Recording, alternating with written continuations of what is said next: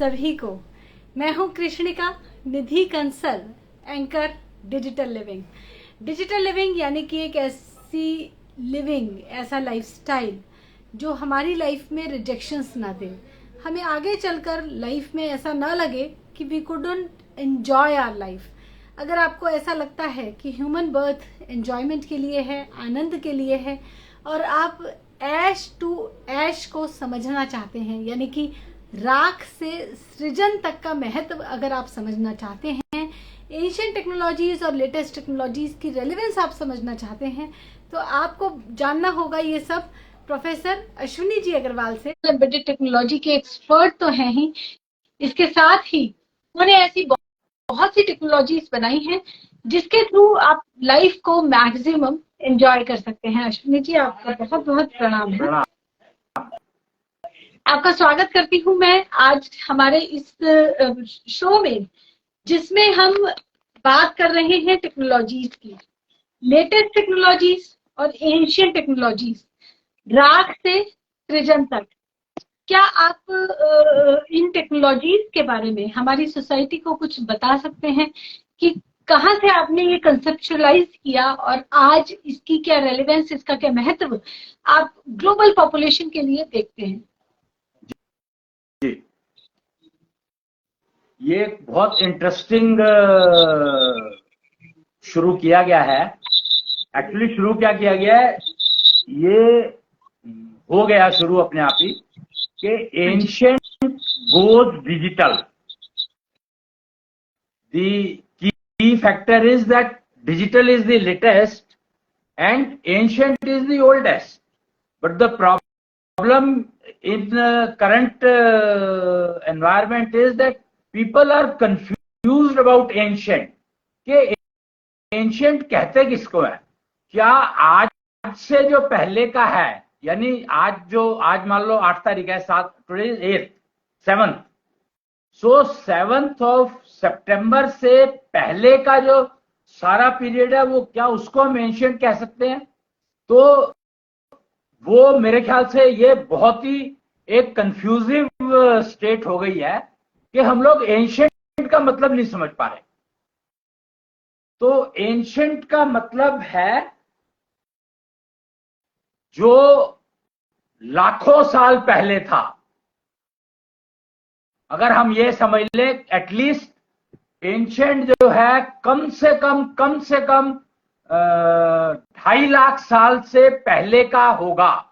Minimum 2.5 lakh साल का gap अगर आप सोच सकते हैं, समझ सकते हैं, तो एंशिएंट वर्ड का मतलब समझ में आएगा। And I am talking about 2.5 lakh साल पहले का। तो उससे पहले कहां तक जाओगे? अश्विनी जी, 2.5 लाख साल पहले का हमें जानने की आवश्यकता क्या है? हम क्यों जानेंगे 2.5 लाख साल पहले क्या था, क्यों था? अगर हाउ इज इट रेलेवेंट? अगर ये बात हम इस बात को लेकर चले, तो हमें महाभारत के जो चीजें महाभारत में हो चुकी हैं, वो सारी की सारी वो रिपीट करने की जरूरत क्या पड़ रही है? वाई आर वी डिस्कवरिंग के महाभारत में क्या हुआ था? Why we are talking of Ram Rajya? Why we are talking of mandir? why we are talking of Mughal era? why we are talking of English era at all? तो हमें कल की बात हम नहीं करनी चाहिए। हमें इट इज ट्रू, बट अगर कल की बात नहीं करोगे तो फीमेल डिलीवर कर ही नहीं सकती, क्योंकि फीमेल कब प्रेग्नेंट हुई थी और कब डिलीवर कर रही है। जो हमारे साथ चल रहा है वो हमारे साथ चल रहा है। अगर आप डिलीवरी की या फीमेल की प्रेगनेंसी की बात करते हैं, तो जो कंसीव किया फीमेल ने वो उसके साथ चल रहा है, तो उसे पास्ट के बारे में ज्यादा जानने की जरूरत नहीं है। All she has to do is to ध्यान दे वो प्रेजेंट पे और डिलीवर करे ठीक से। Exactly, so that is the key के पास्ट और प्रेजेंट और फ्यूचर में कोई फर्क नहीं है।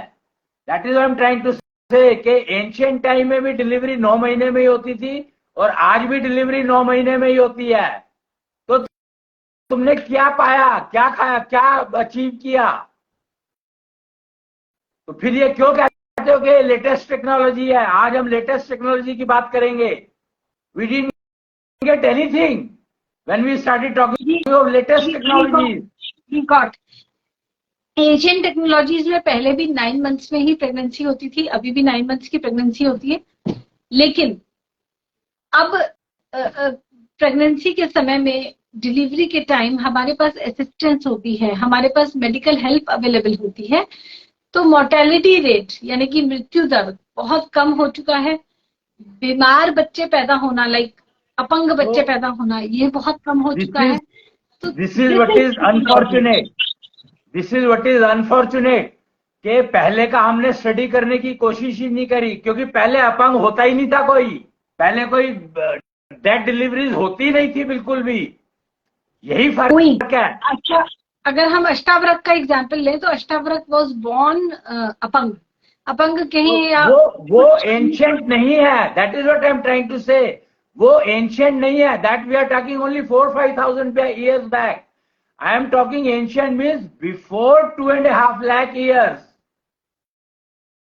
Try to understand कि ये डिलीवरीज जो इतनी नुकसानदेह होनी शुरू हुई है, ये कम नहीं हुई है, ये बढ़ गई हैं मॉडर्न उसके अंदर, क्योंकि हमें पता ही नहीं था कि पहले क्या होता है, और हमने जानने की कोशिश इसीलिए नहीं की कि we were always trying to justify कि हमारी जो डिलीवरीज है आज की तारीख में वो उनमें प्रॉब्लम कम हो गई है, जबकि आज की तारीख में जितनी भी डिलीवरीज और वो है वो सारी की सारी डिफेक्टेड हो गई हैं. We have 99% defect in the current delivery system. 99% I am talking. Mentally they are so weak, they are not able to even estimate, they are not even able to frame a question that what they can ask to the society. That is the state which we have reached today. Earlier, the deliveries were taking place at an area which was so secured that no defect can enter into body. आप 2.5 लाख साल पहले की बात कर रहे हैं, तो आप एक्चुअली किस दौर की बात कर रहे हैं, किस एरा की बात कर रहे हैं? क्योंकि मैं 2.5 लाख साल से पहले करोड़ों साल की बात कर रहा हूं. एंशिएंट इज एटलीस्ट 2.5 लाख साल से पहले का एंशिएंट है. जो प्रीवियस 2.5 लाख साल में जो हुआ है वो एंशिएंट नहीं गिना जा सकता. I am trying to distinguish between ancient and old. I am trying to make you understand what is the difference between past and ancient and the development. Past जो ancient था उसमें बीमारी नाम की चीज कोई थी ही नहीं. नारी के ऊपर, फीमेल के ऊपर कोई क्राइम होता ही नहीं था. क्राइम नाम की चीज थी नहीं पहले. When I am talking ancient, try to understand कि unless we understand ancient, we cannot develop anything in future. Mind it. सूर्य के ऊपर चंद्रयान क्यों भेजा गया? चंद्रमा के ऊपर, जबकि यहां बैठे बैठे तुम चंद्रमा के ऊपर सारी असेसमेंट कर सकते हो. तो आज चंद्रमा पे चंद्रयान भेजने की जरूरत क्यों पड़ी? और चंद्रयान की सक्सेस का कारण समझो. The moment ancient technology started getting connected with latest, then only it became possible to land on moon so safely and securely. The only reason that we were able to connect to ancient systems. पहले, आज हम mobile में password की बात करते हैं कि you speak and only then the password mobile will open. It is tuned with your voice. पहले महाभारत काल की बात कर रहा हूं मैं. Mahabharat which I don't call ancient at all. That is only a past history, not ancient. तो उसमें एक छोटा सा तीर, arrow, small, a big, small, thin looking arrow, all same looking arrows, and they were giving a voice to that arrow to get it converted after this time to a missile. So how did this technology came into mobile? It was drawn from the ancient technologies only. Not only ancient, they are only talking about past. Ancient का तो पता ही कुछ नहीं है अभी. We don't know. Ancient starts from actually Shankar Parvati. If we talk of society, ancient does not start from Brahma ji. Brahma ji से past शुरू होता है और उससे पहले जाओगे तो एंशियंट मिल पता लगेगा तुम्हें. Try to understand the difference between the two. And Brahma ji came crores of years back. Crores I am talking. तो ब्रह्मा जी से तो पास्ट शुरू होता है. एंशियंट उससे पहले जाता है. ब्रह्मा जी से पहले क्या? That is ancient. which is beyond our even imagination, but they are visible. Ancient is clearly visible everywhere. Ashwini ji, मेरा ये प्रश्न है कि ब्रह्मा जी से पहले का पीरियड को हम एशियन पीरियड कहेंगे जी. उस पीरियड के बारे में हमें जानने की नीड क्या है? हम आज अपना ठीक करना चाहते हैं, बेहतर करना चाहते हैं, हम इन प्रॉब्लम से बाहर आना चाहते हैं जो कि ग्लोबली हमें बहुत बुरी तरह अफेक्ट कर रही हैं. एंशिएंट टेक्नोलॉजीज इसमें हमें कैसे हेल्प कर सकती हैं? दैट्स द की कि तुम मिसाइल बनाना चाह रहे हो, वो मिसाइल जो हम अपने कैरी कर सकें, अपने यहाँ पर अपने कंधे पर individual can carry, and it can convert that a small piece of wood into a full-fledged missile able to destroy anything. That is what we are heading to. We are actually moving in the direction of destruction only. That is the problem. कि हम लोग destruction की तरफ ही चल रहे हैं. सृजन का तो अभी हमें पता ही नहीं है. भैरव की बात की जाती है. We talk of Bhairav. एक भैरव जो जिनको हम लोग भगवान मानते हैं, वो टेक्नोलॉजी के भगवान है. भाषा तत्व उनका दिया हुआ है. और ये एंशिएंट टेक्नोलॉजी है. लैंग्वेज, एंशिएंट टेक्नोलॉजीज की जो लैंग्वेज है, वो लैंग्वेज इतनी पावरफुल हुआ करती थी कि they were able to create anything from nothing. So called nothing, but it was nothing नहीं. It was everything. 5 elements are available everywhere. So use of that 5 elements was done in ancient. उससे 5 भूत, पंचभूत कहते थे. अभी तो हमको words statement पता है, but we are not able to connect because we are living in an era of confusion. पंचभूत, पंच महाभूत, पंच तत्व, इन 3 का तो पता है हमें, पर पंच बीज तक हम आज तक नहीं पहुंच पाए. Everything is made up of 5 elements तक ही हम पहुंच पाए, लिख पाए, पर पंच बीज क्या है उसके बारे में जानकारी नहीं है हमारे को. जबकि everything is made up of panch beej, not पंच तत्व. हाँ, the key is that every beej is made up of 5 elements, पंच तत्व. पर पंच तत्व किसके बने हैं इसके ऊपर कोई जानकारी है ही नहीं. जबकि पंच तत्व बनते हैं पंच महाभूत से.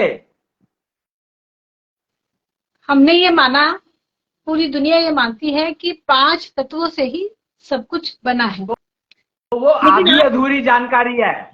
वो आधी अधूरी जानकारी है.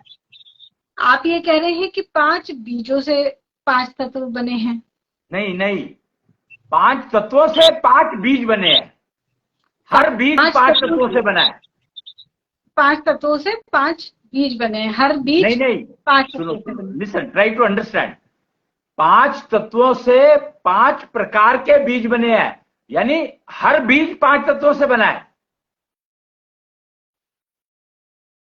और 5 बीजों से प्राणी बने हैं, योनिया बनी है, एंटिटीज बनी है। अब मैंने ये माना कि मैं 5 तत्वों से बनी हूँ, या मैंने ये माना मैं 5 बीजों से बनी हूँ और मेरा हर एक बीज 5 तत्वों से बना है, हाँ। मुझ पे क्या फर्क पड़ रहा अरे है? मैं कुछ भी मान सकती हूँ, मतलब क्या कमाल फर्क है। पड़ रहा है? तो जैसे ही तुम 5 तत्व अगर अपने आप को मानते हो कि हम 5 तत्वों से बने हैं, तो you are going to get anything, nothing from your life. You cannot improve your life at all. You cannot. और the moment you start understanding कि मैं 5 बीज से बना हूं या बनी हूं, तो you will start getting feel of life. 5 बीज, हर बीज 5 तत्वों से बना है। इसका मतलब क्या है? 25 कॉम्बिनेशंस पॉसिबल। अगर 5 तत्व से कहते हो तो there are only 5 combinations possible. 5 permutation combination only possible if you consider 5 तत्वों से बना है। और अगर 5 बीज से बना है समझ लोगे तो 25 types of permutation combination possible. I think 25 नहीं, फैक्टोरियल 5, 5 into 4 into ऐसा कुछ, फैक्टोरियल 5 शायद तो वो 5 कॉम्बिनेशन। तत्वों के लिए हुआ ना, वही तो मैं कह रहा हूं कि 5 तत्व अगर मान करके चलोगे कि हम 5 तत्वों से बने हैं, तो तुम कंफ्यूज रहोगे, क्योंकि उसमें फिर तुम्हें लगेगा कि each person is each individual entity, चाहे वो जानवर है, चाहे वो पक्षी है, चाहे वो पशु है, चाहे कीड़ा है, चाहे मकोड़ा है, सब 5 तत्वों से बने हैं। तो ये कंफ्यूजन रहेगा हमेशा। इसलिए समझने की बात है कि जब 5 तत्वों से अगर मान करके चलोगे कि हम बने हैं, तो वो तुम्हें सिर्फ 5 फैक्टोरियल 5 के कॉम्बिनेशन देगा। लेकिन जब तुम 5 बीज से बने हो समझ लोगे तो तुम्हारे फैक्टोरियल 25 हो गया, which is validating your total system के 24 मॉलिक्यूल से सारा यूनिवर्स बना है। 25 मॉलिक्यूल्स यू हैव अवेलेबल। और कहां 5 तत्व की बात करते हैं तो मॉलिक्यूल समझ में ही नहीं आएंगे कि मॉलिक्यूल कहते किसको है। और 25 अगर तुम वो मान लेकर के चलोगे कॉम्बिनेशन, परम्यूटेशन कॉम्बिनेशन, तो can you imagine how much quantity you are reaching to? Okay fine, there are बहुत सारे कॉम्बिनेशंस पॉसिबल हैं। पहले हम मान रहे थे कि 5 तत्वों से सब कुछ बना है, अब हमको समझ आया कि 5 बीजों से सब कुछ बना है। बहुत सारे कॉम्बिनेशंस पॉसिबल हैं, इसलिए हम सब अलग अलग हैं। ओके, हमें ये भी समझ आता है। लेकिन इससे भी हमारी लाइफ बेहतर कैसे होती है, हमारी ग्लोबल प्रॉब्लम्स कैसे ठीक होती है, हमारी इंडिविजुअल पर्सनल प्रॉब्लम्स कैसे ठीक होती है? तो यही गेम है कि एंशिएंट टाइम में एज हुआ करती थी 50,000 साल, 1 लाख साल, 2 लाख साल, 5 लाख साल, लाख साल। I am talking human race used to live for that many years. Ravan had a life of 3 lakh years. Kumbhakarna had a life of 18 lakhs years.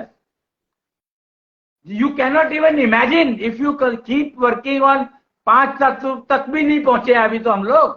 We are not even reached at 5 elements. और जब तक 5 बीज का समझेंगे और फिर 5 बीज के कॉम्बिनेशन को समझना शुरू करेंगे, तो then you might be able to even at least imagine के यार हाँ 10,000 साल पॉसिबल है। 10,000 साल तो बहुत दूर की बात है, 125 साल पॉसिबल है। कलयुग में life cycle, life is defined for minimum 125 years. I am talking minimum, average भी नहीं। एवरेज लाइफ भी अगर 125 हो जाएगी तो वो भी बहुत बड़ी बात है। आज की तारीख में जो इंसान जो 100 साल के हो जाते हैं तो वो अपने आप को बोझ मानने लगते हैं। बीमार मनुष्य जिसकी तबीयत ठीक नहीं है, जो ठीक से सीधा चल भी नहीं पा रही है, वो नेचुरली अपने आप को बोझ मानेगा या मानेगी। नेचुरली। तो यही मैं कह रहा हूं कि तब तो अगर एक बार ये इमेजिन करने की सोचो, सिर्फ इमेजिन करके देखो। मैं एग्जांपल लेता हूं, रावण की बात करते हैं। रावण 3 लाख साल जिया, क्या वो बीमार था? फिजिकली ही नहीं, लेकिन मेंटली तो बीमार ही था। कैसे? किसी और की पत्नी को उठाकर ले गया। वो उसका कारण जब समझने लगोगे तो फिर कुछ और चीजें समझ में आएंगी। रावण ज्ञानी भी था। 3 लाख साल जीने के लिए तुम्हें ज्ञान नहीं होगा तो तुम जियोगे कैसे 3 लाख साल? ज्ञानी होने का मतलब ये तो नहीं है कि किसी और की पत्नी को उठाकर ले जाए। राइट।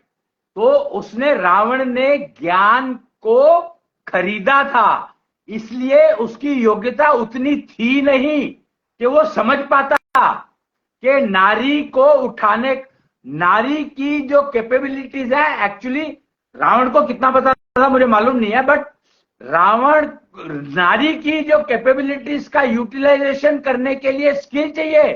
पति बनना, एक पति बनने का मतलब क्या है? अगर वो पत्नी की स्किल्स का उपयोग ही ना करने दे पत्नी को, उस नारी का फायदा ही क्या है, जीवन ही क्या है, जो अपनी स्किल्स का ही यूटिलाइजेशन ना कर सके। उस नारी का या उस एंटिटी का या उस पुरुष का लाभ ही क्या है इस दुनिया में, जो अपनी कैपेबिलिटीज को समझ ही नहीं पाए।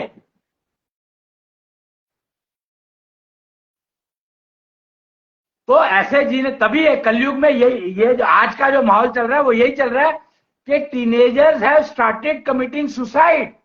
क्यों? क्योंकि वो कहते हैं कि हम अपनी लाइफ का अगर कैपेबिलिटी का यूज ही नहीं कर पाते, हमारे सीनियर जनरेशन हमें अपनी कैपेबिलिटीज का यूज करने नहीं दे रही है, तो it is better to die. So senior generation is responsible for the suicidal tendency getting developed in teenagers.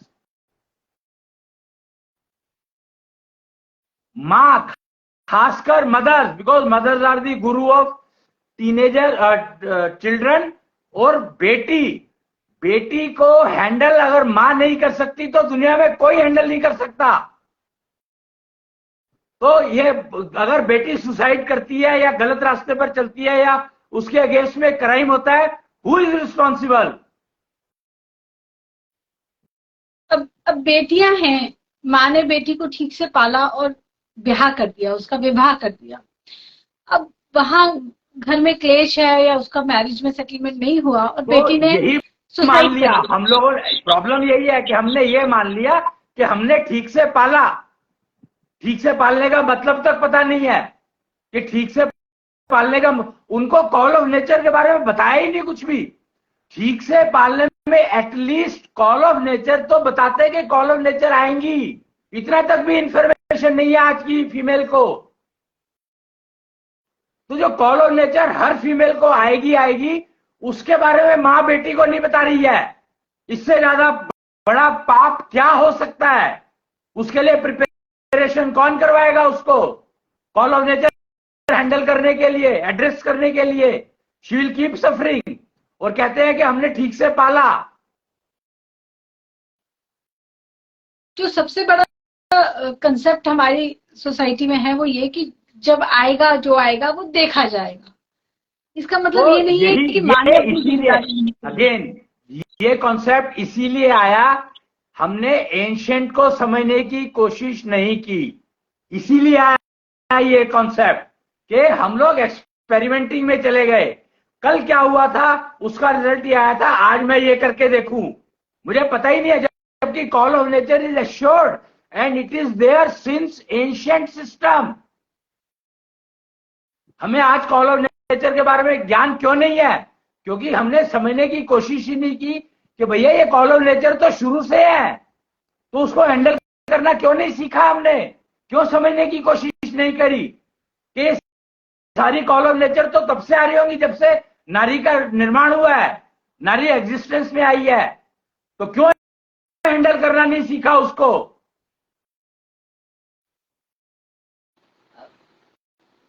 जो कॉल ऑफ नेचर जिसको आप कह रहे हैं, कॉल ऑफ नेचर, ये अपने आप होने वाला एक ट्रांजिशन है। इसको हैंडल करना है नहीं करना है, it just happens in itself. जैसे प्रकृति में सब कुछ अपने आप होता है। ये तो वही बात हो गई, ये तो वही बात हो गई। देखो ये तो वही बात हो गई कि गेहूं तो पड़ी है और उसका आटा बनाने की जरूरत नहीं है, गेहूं देख लो और रोटी खा ली। कॉल ऑफ नेचर को हैंडल करना नहीं सीखना चाहते, बताओ, इमेजिन। नेचर आती भी है, चली भी जाती है। If it comes then it goes also. भूख लगती है, एक बात बताओ मेरे को, भूख लगती है, is a call of nature और नॉट? तो इसको हैंडल करने के लिए तुम कुछ करते हो कि नहीं करते हो? हाँ, हमारे पास जो अवेलेबल है हम वो खाते हैं। अगर अवेलेबल नहीं है तो अवेलेबल करवाते हो कि नहीं करवाते हो? हाँ, मीन्स हम कुछ खरीद सकते हैं, या हम कुछ पका सकते हैं, या हम किसी से मांग सकते हैं, बट किसी भी तरह अपनी भूख को हम शांत करेंगे, और जो बेस्ट अवेलेबल होगा उससे। तो इतना सिंपल सी बात भी समझ नहीं आ रही क्या कि call of nature has to be attended and it has to be attended properly. अगर तुम इन्फेक्टेड गेहूं की रोटी बना करके खाओगे तो क्या होगा?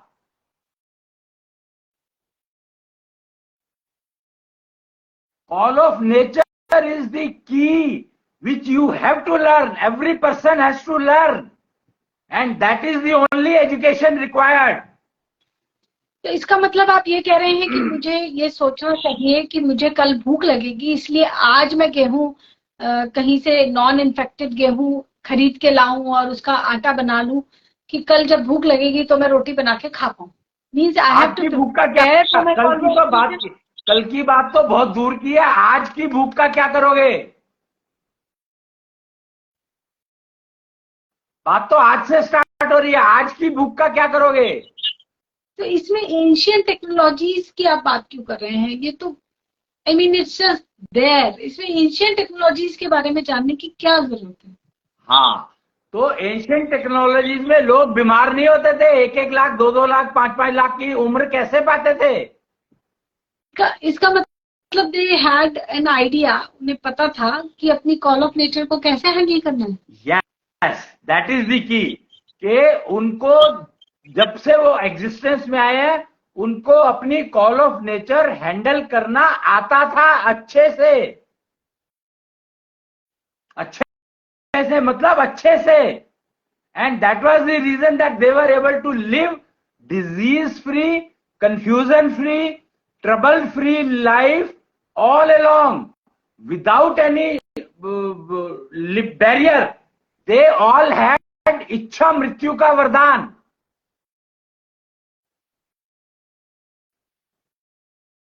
एंड इच्छा मृत्यु का वरदान का मतलब बीमार होकर के मरना नहीं है। आज की तारीख में इच्छा मृत्यु, सारे इच्छा करते हैं कि मेरी मृत्यु हो जाए, मैं बीमार हूं तो मेरी इससे तो अच्छा मेरी मृत्यु हो जाए। तो वो इच्छा मृत्यु नहीं है, नहीं मिलेगी, नहीं मिलती किसी को। मृत्यु की इच्छा करना और इच्छा मृत्यु होना ये दो अलग अलग चीजें हैं। हाँ ठीक है, डजंट मैटर। नो, मैं तो एक बात बता रहा हूं कि मृत्यु इज ए अटल सत्य, होगी ही होगी, बट कब होगी ये तुम्हारे हाथ में है। इसे हम डेस्टिनी कहते हैं। जब मृत्यु लिखी है तो हो जाएगी। एक्सीडेंट होना है, बीमार होना है। लिखी मतलब कहाँ लिखी है? मतलब होनी तो होकर ही रहती है, होनी बहुत बलवान होती है। यहाँ पे होनी तो बहुत सारी चीजों की होती है। एक्सीडेंट होगा, बीमार पड़ूंगा, या पैसे लुट जाएंगे मेरे, ये होनी को तुम होनी कह सकते हो। लेकिन मृत्यु तो अटल है, वो होनी नहीं है, वो एक कॉल ऑफ नेचर है। फर्क समझो दोनों, call of destiny, call of nature में फर्क समझो। मृत्यु भी कॉल ऑफ नेचर है या कॉल ऑफ डेस्टिनी है? नेचर, मृत्यु is a call of nature only. भूख जैसे है, भूख is a call of nature.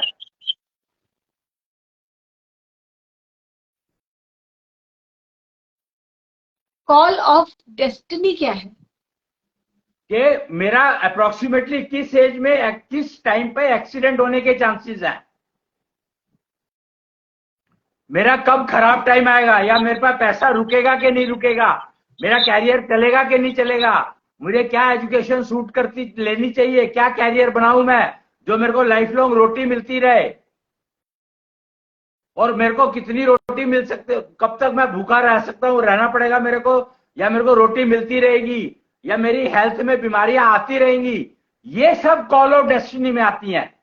These are the things which you can read on your palm. Map of life. Palm is a map of life. So there you can read. जी. हम बात कर रहे थे ancient technologies की कि लोग पहले लाखों साल तक एक हेल्दी लाइफ जी पाते थे एंड दे हैड इच्छा मृत्यु का वरदान, यानी कि जब उनकी इच्छा होगी तभी वो जाएंगे, तब तक वो जिंदा रहेंगे और हेल्दी रहेंगे. जी. ऐसी कौन सी टेक्नोलॉजी वो लोग यूज करते थे जो आज हम नहीं यूज कर पाते हैं? हमें पता ही नहीं है ना. हम यूज तो कर पाएंगे, हमें पुरानी का पता ही नहीं है. जैसे मैं एक एग्जांपल देता हूं, नब्ज ज्ञान. रावण नाड़ी ज्ञान का एक्सपर्ट था, यही बात किसी को नहीं मालूम. और आज की तारीख में इलेक्ट्रॉनिक नब्ज ज्ञान रीडर आ चुका है. तो नब्ज ज्ञान goes electronic. So this is called merging of ancient with latest. Ji.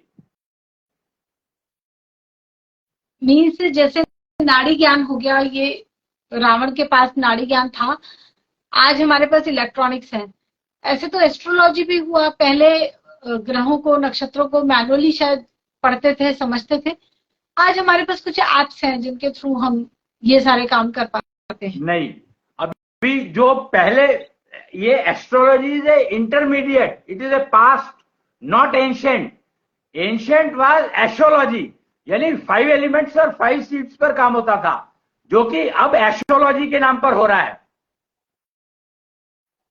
Study of 5 seeds. जी.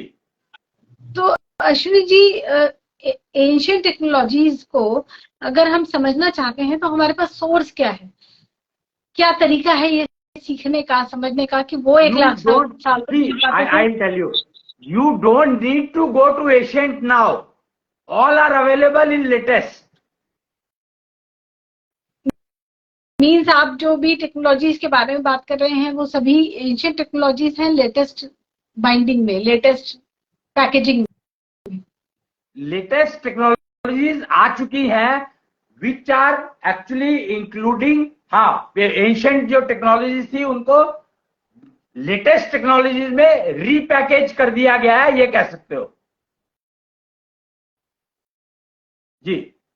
यानी कि पुरातन ज्ञान और नव विज्ञान ये अब मैच कर रहे हैं. राइट. और हम इसके थ्रू समझ सकते हैं कि एक लंबी लाइफ और एक हेल्दी लाइफ कैसे जी जा सकती है. At all levels. Healthy life, long life at all levels, and reason of longer life, why I need longer life, and call of nature. सबसे important है, we will learn how to handle call of nature. जैसे मैंने अभी भूख लगने की बात की थी, hungry. तो if I am hungry and I do not find anything worth eating, तो I can cover my hunger, I can recover from my hunger through breathing only. So that's what I'm saying. We have to actually use these ancient technologies or latest technologies to manage our call of nature. ऐसे कुछ examples हमें अभी भी मिलते हैं, क्योंकि जैसे हम केदारनाथ पे कई बार फोटोज या वीडियोस देखते हैं कि कोई ऋषि मुनि वहां स्नो में बैठकर तपस्या कर रहे हैं. अब नेचुरली कोई पर्सन है वो वहां पे बिना ठंड गर्म कपड़ों के बैठे हैं, फिर वहां पे नेचुरली वो फूड या पानी इतना अवेलेबल नहीं है, तो they are able to sustain themselves in any kind of environment. Right. So they might be, क्या आपको लगता है कि वो लोग एंशिएंट टेक्नोलॉजीज को यूज कर रहे हैं? नेचुरली, और कोई चॉइस ही नहीं है भाई. ऑल दीज थिंग्स, और उनकी जिनकी तुम बात कर रहे हो आज की तारीख में, उनकी एज पूछ करके देखो तुम. They are healthy, they are surviving in the worst environment, and their age, try to ask their age. They may be 200 years, 500 years, 700 years, 1000 years. But what I am trying to say is, what I am trying to put you across is that you do not need to go to that environment to get the age of 1000 years, 2000 years. You can get that age in your normal living. ये संभव शायद नहीं है, क्योंकि भारतीय संस्कृति में वानप्रस्थ आश्रम की बात की गई है 58 की एज के बाद, और संन्यास की बात हुई है 75 के बाद। यानी कि हम नॉर्मल लाइफ जिए, गृहस्थ आश्रम में रहें और इमेजिन करें कि हमारा साधुओं के जैसे will be able to live. I think that's a share imagination. ये प्रैक्टिकली पॉसिबल नहीं। Why? Who says? यही तो प्रॉब्लम है, क्योंकि हमने कॉल ऑफ नेचर को समझा ही नहीं। Death is a call of nature, and if I am able to manage by death, तो I can live for lakhs of years in normal living only. It is my death, my call of nature. My death is my call of nature. It has no connection with anyone. So, live 16, look 16. Asho Club. If you join this club and start practicing the procedures given by this club, then you rest assured that at least 125 years you can definitely live healthy life. I am talking. तो basically आप health के context में बात कर रहे हैं, और हमें अगर एंशिएंट टेक्नोलॉजीज को यूज करना सीखें तो हमारे लिए पॉसिबल है एक टोटली हेल्दी लाइफ को अटेन कर पाना। Not only healthy at all levels, and आप हेल्दी एट ऑल लेवल्स का क्या मतलब है? Physical, mental, spiritual energy. Live 16, look 16। जो हमने सुना है कि गृहस्थ आश्रम में होता है, उसकी एक लिमिट है, उसके बाद आपको वानप्रस्थ आश्रम, देन संन्यास, ऐसे करके आपको आगे बढ़ना होता है। वानप्रस्थ का मतलब समझो। अगर एक बात बताओ मेरे को, अभी मैंने जैसे कहा, if you are joining Asho club, live 16, look 16, so you will never go beyond 16. No, try to understand what I am saying. 16 से ऊपर तुम जाओगे नहीं ना कभी जिंदगी में। पर 16 की उम्र में तो हम गृहस्थ आश्रम शुरू ही नहीं करते हैं। That's what I am saying. कि everything you can do living as 16 years of age. यही तो तुम समझो कि ये गृहस्थ आश्रम 16 से नहीं शुरू कर सकते। ये कहाँ लिखा है? कोई 16 इयर्स का है तो वो पेरेंट्स नहीं बन पाएगा, वो बच्चे तो नहीं पाल पाएंगे। अरे ये मैंने कब कहा? 16 साल का मतलब होता है कि तुम्हारा जो 1 साल है वो आज के 4 साल के बराबर है। Leap year.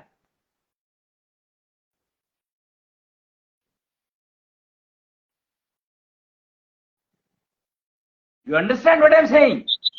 हाँ, एक्चुअली जी आप एंशिएंट टेक्नोलॉजीज और लेटेस्ट टेक्नोलॉजीज की बात करते हैं तो लेटेस्ट टेक्नोलॉजीज में हमारे पास यही है अब कि जो आपने बताया कि हम नाड़ी के थ्रू नाड़ी को पढ़ सकते हैं किसी इलेक्ट्रिकल इंस्ट्रूमेंट के थ्रू, जिसको आप इलेक्ट्रॉनिक वैद कह रहे हैं। क्या इसके अलावा भी और टेक्नोलॉजीज हैं जिसके थ्रू मे बी हम एक अच्छी जिंदगी, जैसे कि पोल्यूशन या पैंडेमिक या इवन मार्केट कंडीशंस, ये सब चीजें जो हमें अगर आप एशो क्लब लिव 16 लुक 16 को ज्वाइन करते हैं तो वो सारे प्रोसीजर्स, वो सारी टेक्नोलॉजीज, वो सारे सिस्टम आर अवेलेबल।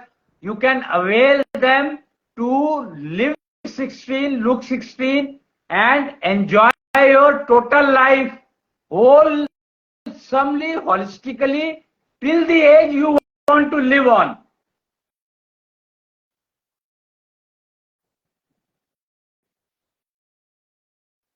तो जो आपने अभी 5 बीजों के बारे में आप बता रहे थे हमें कि 5 बीज 5 तत्वों से बनते हैं और कई परम्यूटेशन एंड कॉम्बिनेशन पॉसिबल हैं। इस टेक्नोलॉजी के बारे में जो आप बात बता रहे हैं, इसका बेनिफिट क्या है हमारे टीनेजर्स को, हमारे यंगस्टर्स को? बता रहा हूं ना कि you can live 16, look 16. These are the technologies which are giving you the path to walk on, to achieve or to remain 16 only ever. Like Ravan was living for 3 lakh years, but he was looking like always some 40 years old something. That's what I'm saying. एक तरह से as को हम completely DeFi कर सकते हैं. As नाम का कंसेप्ट, एज को नहीं, एजिंग को, एजिंग नाम का कंसेप्ट हम पूरी तरह से हटा सकते हैं अपनी लाइफ से. ये हमें सबसे ज्यादा बेनिफिट है इन टेक्नोलॉजीज का, जिनको हम लेटेस्ट टेक्नोलॉजीज के नाम से जान रहे हैं. राइट. एक्चुअली जी, आपको डिजिटल लिविंग के इनोवेटर के रूप में जाना जाता है कि डिजिटल लिविंग के बारे में आपने ही बताया. आज का जो डिजिटल एरा है, जो हमारे यंगस्टर समझते हैं, वो ये कि digital means everything electronic, everything done through machine. हमने जोमेटो देखा, खाना खाना है तो पहले हमें किचन में जाना है, अब हमें हाथ में मोबाइल उठाना है. या हर एक चीज के लिए मोरलेस हम गैजेट्स पर डिपेंड होते जा रहे हैं. नहीं, यहाँ पर एरर, यहाँ पर कंफ्यूजन यही है कि तुम ये देखो कि तुमने अगर किस बाहर से खाना मंगाया तो तुम्हें क्या मिल रहा है, you can not be assured. लिखा कुछ होगा, दे कुछ रहा है, तो तुम्हें फायदा करेगा, नुकसान करेगा, तुम्हें नहीं पता. अगर तुम अपनी कुकिंग करते हो तो तुम्हें पता है कि तुम क्या बना रहे हो. टेस्ट, बाहर के खाने में तुम्हें वो टेस्ट आ ही नहीं सकता जो तुम्हें तुम्हारी टंग को चाहिए, तुम्हारी जबान को चाहिए. So you have to manage with the taste. So you will slowly get rid of taste. क्या है टेस्ट का, क्या करना है, पेट भरना है. स्वाद एक senses. See, it is that how you want to use your senses or you want to kill your senses.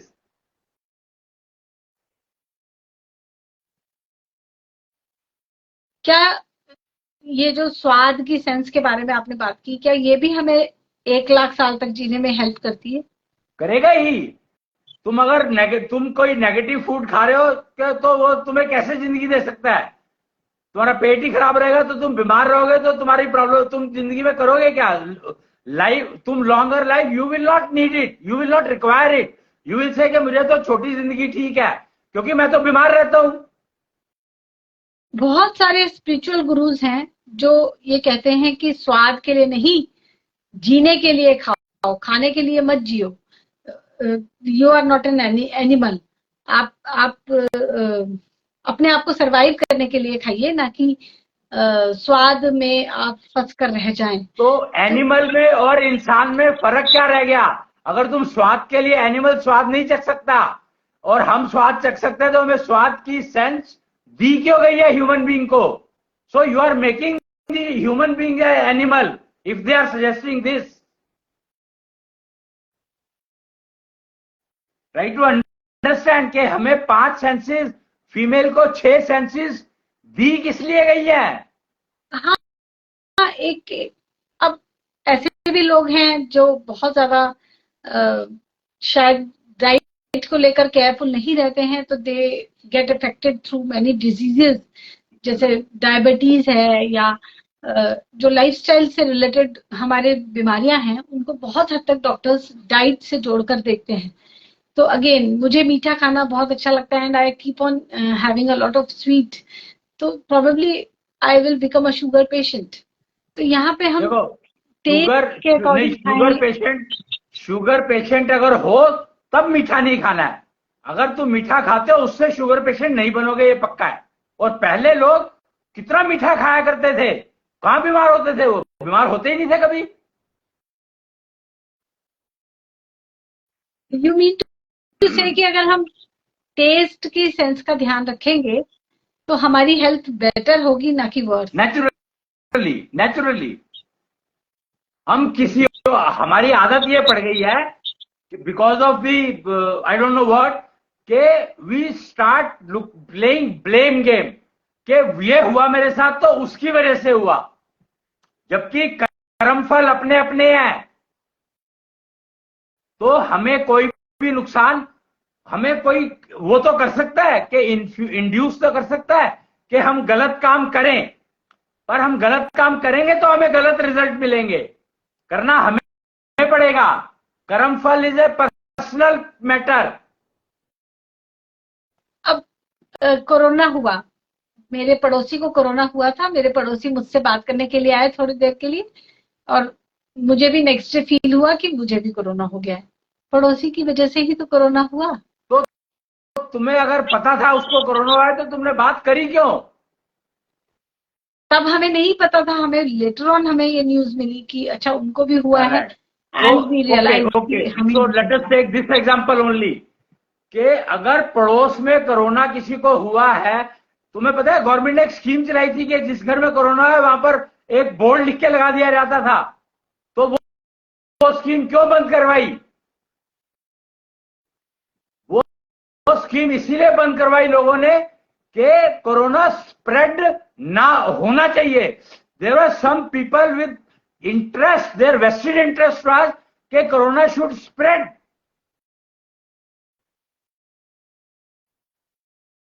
वही मैंने कहा ना, दूसरों की वजह से हमारी लाइफ में प्रॉब्लम आ सकती है, आती है। लेकिन हम मैं यही कह रहा हूं, करें।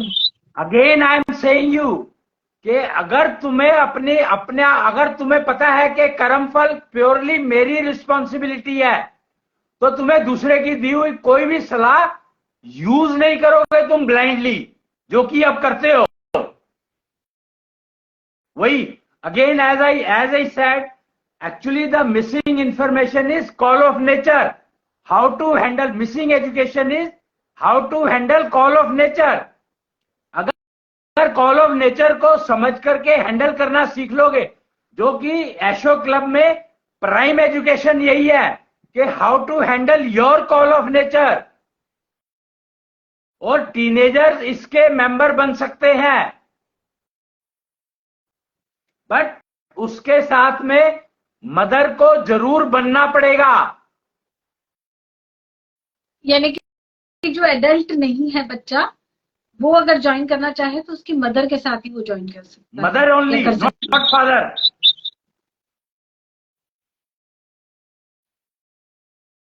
जी, ये डिस्क्रिमिनेशन क्यों कि पिता के साथ नहीं और माँ के साथ?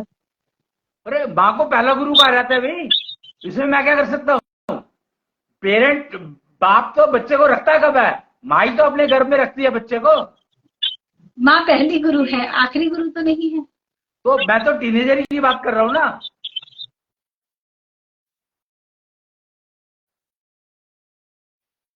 तो बात हो रही है लिव 16 लुक 16 की, तो वो टेक्नोलॉजीज हमें एंशियंट एरा से मिलती हैं। और जब हम एंशियंट एरा की बात करते हैं तो हम कई लाख साल पुरानी बात कर रहे हैं। इट्स नॉट अबाउट 200 साल पहले या 4000 साल। We are talking lakhs of years back, actually Brahma काल से पहले की। जी। और अब इन टेक्नोलॉजीज को यूज करने के लिए हमारे पास कुछ डिवाइसेस हैं या हमारे पास कुछ सिस्टम्स हैं, क्या है हमारे पास? Everything we have, everything is available in Asho club. तो अश्विनी जी, जो हमारा आज का यूथ है वो नेचुरली एक अच्छी जिंदगी जीना चाहते हैं। वो चाहते हैं कि उनको करियर में भी सक्सेस मिले, उनको रिलेशनशिप्स उनके लिए बंधन ना बन जाए, सफोकेटिंग ना बन जाए रिलेशंस उनके लिए। नेचुरली वो चाहते हैं कि लोग हों उनके पास, कुछ दोस्त हों, कुछ रिलेटिव्स हों। तो क्या एक अच्छी जिंदगी जीने के लिए भी आप टेक्नोलॉजीज कुछ सजेस्ट कर सकते हैं? Everything I said, everything is available in Asho club. Each and every activity के लिए हर चीज वेरी वेल डिफाइंड है, with digital measurement and practice tools. कि लाख साल तक जीना पॉसिबल है। लिव 16 लुक 16 का मतलब सिर्फ इतना नहीं है कि हम 16 के जैसे लगे। It's all about longevity of our life, disease free longevity of life. अच्छा, disease free longevity of life. Specially आज के टीनेजर्स को, स्पेशली आज के teenagers, if they want to live good life and long life, so they should join Asho Club as early as possible. एक general concept हमारे market में है कि अगर हम ऑयल कम खाएंगे, शुगर कम खाएंगे तो we will live longer. I don't know how much is it relevant. क्या लगता है? मुझे भी नहीं मालूम है, because I don't want to understand anything which is confusing. Means diet का या एक्सरसाइज का बहुत मेजर रोल होता है हमारी लाइफ की लॉन्गेटिविटी पे, ऐसा आपको लगता है? देखो, rule is that how you handle your call of nature. अगर कॉल ऑफ नेचर हैंडल करना आता है तो एवरीथिंग इज एक्सेप्टेबल. अगर कॉल ऑफ नेचर हैंडल करना नहीं आता है तो everything is a problem. Entire everything is linked with call of nature, and hunger is a call of nature. इसका मतलब कि हंगर, जो कि हमें हर टाइम दिन में 3 या 4 बार ऐसा फील होता है कि वी आर हंगरी, हम उस हंगर को ही अगर ठीक से हैंडल नहीं कर रहे हैं तो प्रॉब्लम्स आना नेचुरल है. Definitely yes. और अगर हमने हंगर को ठीक से या बाकी जो कॉल ऑफ नेचर्स हैं उनको ठीक से एड्रेस करना सीख लिया तो हमें प्रॉब्लम्स आने के चांसेस न के बराबर हैं. And we need to practise some. Even if तुम्हारे कर्मफल खराब थे, मान लो, तो उसका कर्मफल तो आएंगे, पेन तो देगा वो, लेकिन वो पेन तुम्हारे को फील नहीं होगा. Ashwini ji, call of nature आपने हंगर बताई, डेथ बताई, लेकिन इसके अलावा और क्या क्या है? वो जेंडर बेस्ड है. Call of nature are gender based. तो फीमेल के लिए अलग कॉल ऑफ नेचर आती हैं और मेल के लिए अलग कॉल ऑफ नेचर आती हैं. और ऐसे भी होता होगा कि टीनेज में अलग. देखो, उनकी ड्यूरेशन, उनका रिपीट होने का टाइम, जो everything is different for gender. Everything is gender based.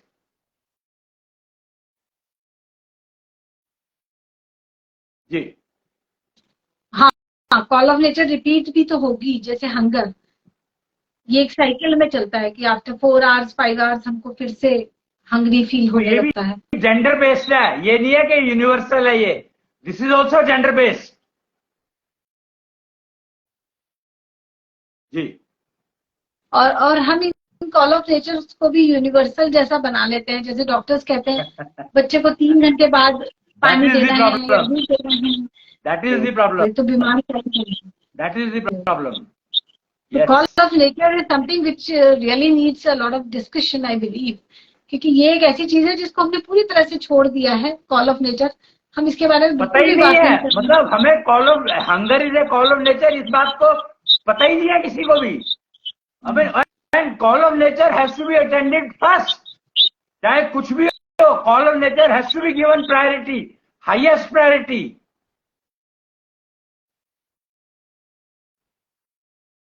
आवाज आवाज आवाज आवाज आवाज आवाज. बचपन से ही हम स्कूल जाते थे.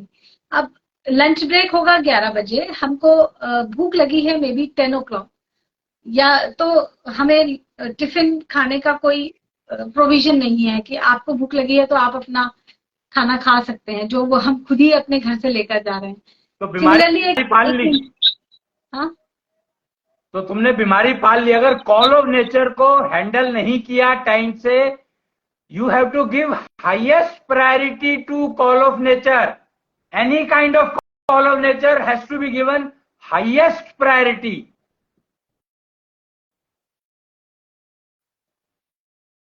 जी. आज के आपके इस डिस्कशन से एक बहुत ही बेहतरीन मोती हमारे पास निकल कर आया है कि you should handle your call of nature with highest priority. और कॉल ऑफ नेचर को हमने समझा है कि ये हंगर है या डेथ है. ऐसी बहुत सारी कॉल ऑफ नेचर हैं and we have to handle them with utmost priority. If you want to remain live 16, look 16.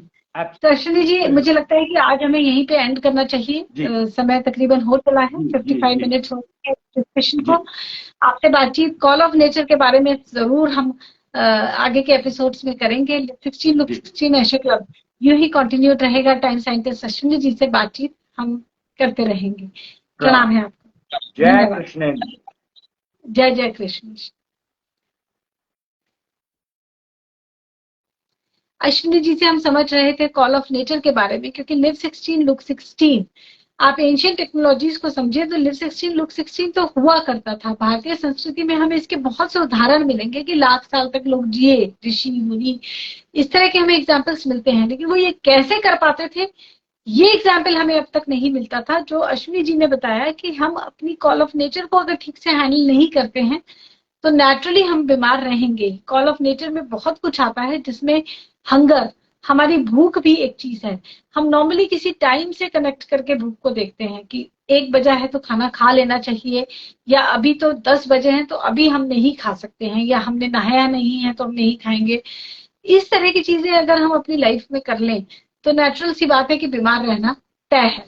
अपने आप को हेल्दी रखना है, लिव 16 लुक 16 एशो क्लब ज्वाइन करें, प्रोसीजर्स को समझें, मेजरमेंट सिस्टम को समझें, टेक्नोलॉजीज को जानें, अडॉप्ट करें, and why to live a disease life when you can live a long healthy disease free life filled with happiness. आज के लिए इतना ही। कृष्णिका निधि कंसल की ओर से आप सबका बहुत बहुत धन्यवाद। प्रणाम।